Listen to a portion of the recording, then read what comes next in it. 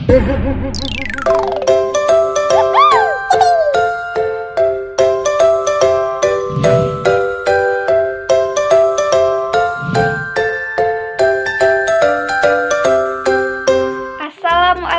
warahmatullahi wabarakatuh.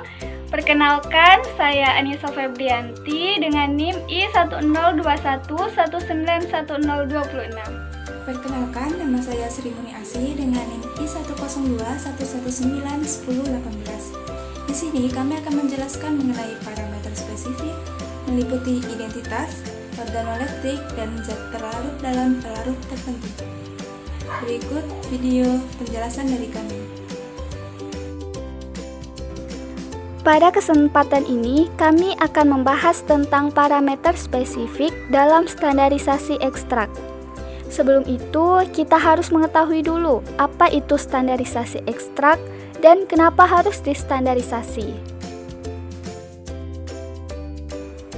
Standarisasi ekstrak merupakan serangkaian proses atau parameter yang dilakukan untuk memastikan bahwa ekstrak yang dihasilkan atau yang digunakan sudah memenuhi kualitas yang sudah ditetapkan. Jadi sudah terstandar lah intinya. Kenapa sih harus distandarisasi dan apa tujuan dari standarisasi? Kita tahu bahwa ekstrak ini berasal dari bahan alam, dan bahan alam ini memiliki banyak faktor yang akan mempengaruhi mutu atau kualitas dari ekstrak yang dihasilkan. Bisa dilihat dari metabolik atau kandungan yang dihasilkan, atau bisa juga dilihat dari proses pembuatan ekstrak tersebut.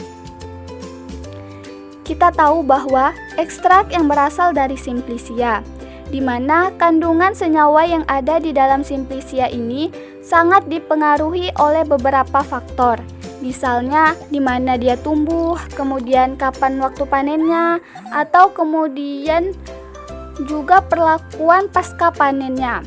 Itu semua akan mempengaruhi mutu atau kualitas dan juga metabolik yang ada di dalam ekstrak tersebut. Belum lagi proses pembuatan ekstrak, di mana pembuatan ekstrak ini juga dapat mempengaruhi kualitas dari ekstrak yang dihasilkan. Oleh karena itu, maka kita perlu lakukan standarisasi agar ekstrak yang dihasilkan atau yang digunakan itu sebagai produk awal memang sudah terstandarisasi.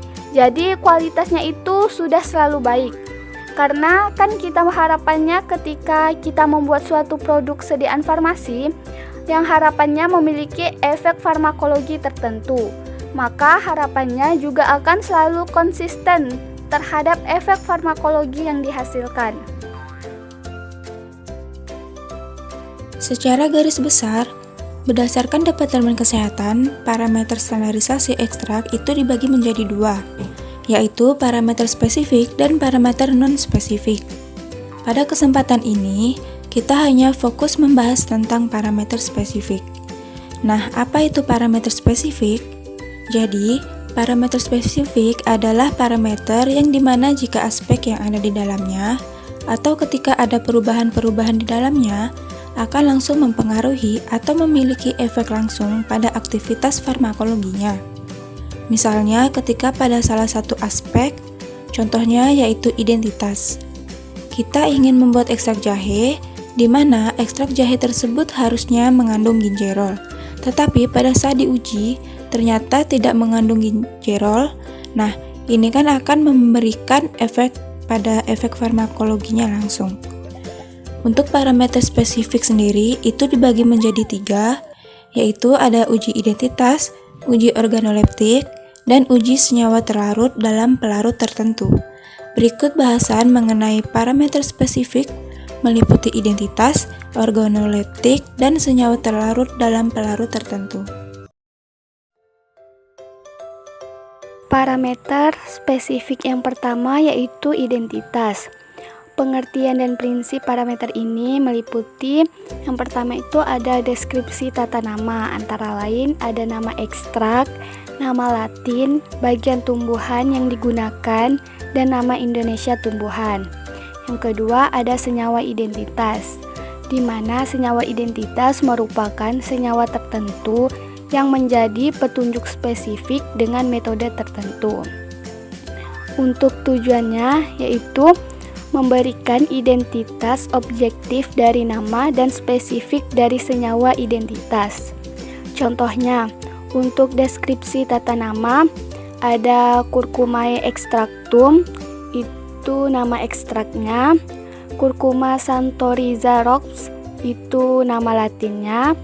Curcumae rhizome, itu bagian tumbuhan yang digunakan, yaitu rizoma atau rimpang. Dan temulawak, itu adalah nama Indonesia tumbuhannya. Untuk senyawa identitasnya adalah santorizol. Parameter yang kedua yaitu organoleptik. Pengertian dan prinsipnya adalah parameter organoleptik ekstrak ini meliputi penggunaan panca indera untuk mendeskripsikan bentuk, warna, bau, dan rasa. Tujuannya bertujuan untuk pengenalan awal yang sederhana dan seobjektif mungkin. Untuk contohnya, misalnya itu bentuknya berupa serbuk kering, memiliki warna kuning kemerahan, baunya aromatik, dan rasanya pahit. Parameter selanjutnya yaitu senyawa terlarut dalam pelarut tertentu. Prinsipnya yaitu melarutkan ekstrak dengan pelarut, alkohol maupun air untuk ditentukan jumlah solut yang identik dengan jumlah senyawa kandungan gravimetri. Dalam hal tertentu, dapat diukur senyawa terlarut dalam pelarut lain, misalnya heksana, diklorometan, maupun metanol. Nah, tujuannya yaitu untuk memberikan gambaran awal jumlah senyawa kandungan. Untuk contohnya, yang pertama ada kadar senyawa yang larut dalam air. Caranya yaitu sejumlah 1 gram ekstrak dilarutkan dengan 25 ml kloroform selama 24 jam. Menggunakan labu bersumbat sambil berkali-kali dikocok selama 6 jam pertama.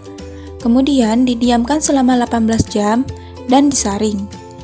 Diuapkan filtrat hingga kering dalam cawan penguap yang telah ditara dan tersisa residunya. Kemudian panaskan residu pada suhu 105 derajat Celcius hingga bobot tetap. Contoh yang kedua yaitu ada kadar senyawa yang larut dalam etanol. Nah, caranya yaitu sejumlah 1 gram ekstrak dilarutkan dengan 25 ml etanol 96% selama 24 jam. Menggunakan labu bersumbat sambil berkali-kali dikocok selama 6 jam pertama. Kemudian didiamkan selama 18 jam dan disaring cepat untuk menghindari penguapan etanol. Kemudian diuapkan hingga kering dalam cawan penguap yang telah ditara.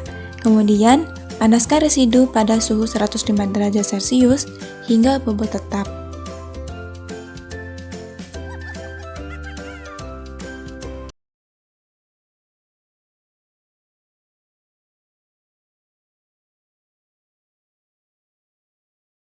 Lakukan tahap identifikasi untuk mengecek kebenaran senyawa yang telah kita ambil tadi.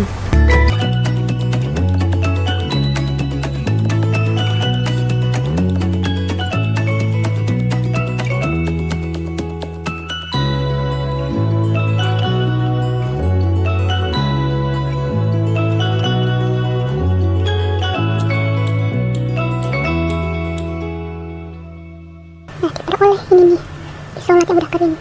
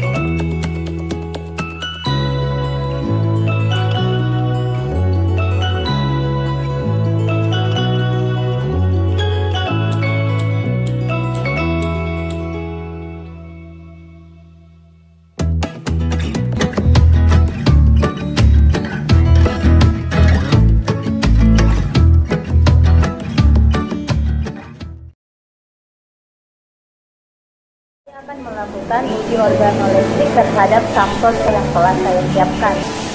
Ada sampel kunyit, bentuknya serbuk, bau menyengat, warnanya kuning, rasanya pahit.